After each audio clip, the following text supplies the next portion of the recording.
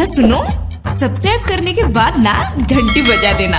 अरे बाप रे बाप, ये बुढ़वा ना टांग फैला तरह पंखा लगाए के और उतना तेज आनी पानी आ रहा कि पंखा उठा के धरस ना है, खाली सुते विदा है ना। आज इनका बताओ तो खूब बढ़िया से। रुको जरा।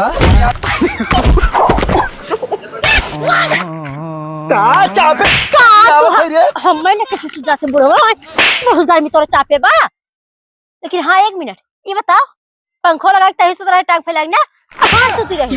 और ये बताओ काल ही कितना तेज आनी पानी आ रहा कि पंखा हमार वही दरीब बा उसे हरा ना खाली सुते विदा है, सुते विदा है। अरे तो अपने मौसियाने करे करे कुल भैंस गोरु भीजत रहे ओके हम बांधे चला गए, पानी आए तुरंत घरे चला गए तब पंखा एक ना धई सकी है। ऐसी गोरी से तैसे हमसे मतलब पंखा से मतलब भैंस गोरी चाहे भीजे चाहे मारे उससे मतलब लेकिन पंखा सबसे पहले हमारे रखा चाहत रहा, तू भीज जाता उससे मतलब रहा, समझा।